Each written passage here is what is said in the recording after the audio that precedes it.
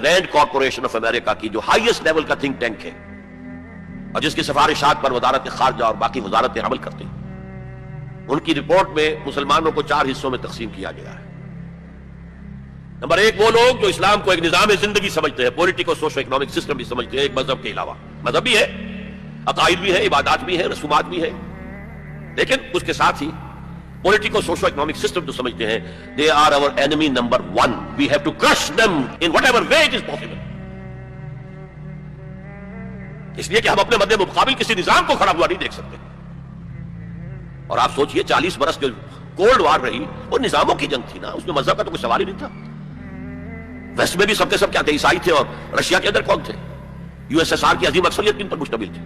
یہ چند مسلمان ممالک چھوڑ دیجئے، قازقستان وغیرہ، تو باقی تو سارا وہ عیسائی تھے نا۔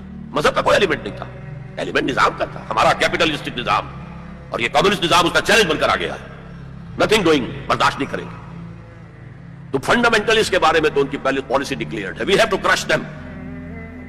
نمبر 2 ہے ٹریڈیشنل لوگ، روایتی علماء، یہ اپنے مسجدوں میں، اپنے مدرسوں کے اندر قال اللہ قال الرسول پڑھنے میں ہیں، تو یہ فی نفس ہی تو خطرناک نہیں ہے، لیکن اگر یہ فنڈامنٹلسٹ کے ساتھ مل جائے تو بہت خطرناک ہے، اس لیے کہ ان کے پاس جو ہے لوگوں کے ساتھ رابطے کا مستقل ذریعہ موجود ہے۔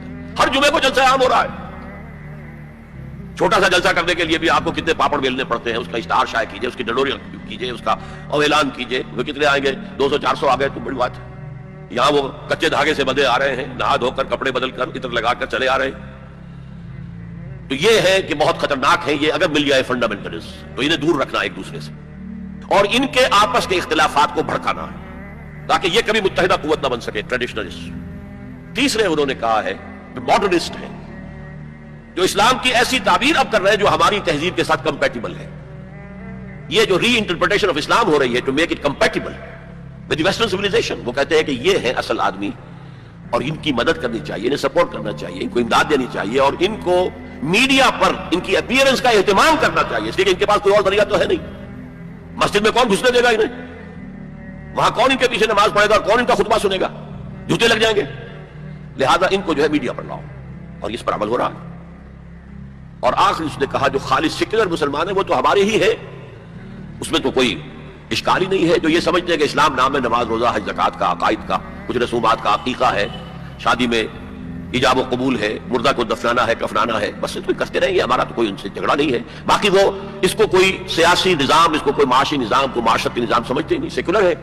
لہذا ان دونوں طبقات کو سپورٹ کرو، اور یہ جو 2 طبقات پہلے ہیں ان کے خلاف جدوجہد کرو۔ یہ ہے پالیسی ایڈوائز جو دی گئی ہے امریکہ کی حکومت۔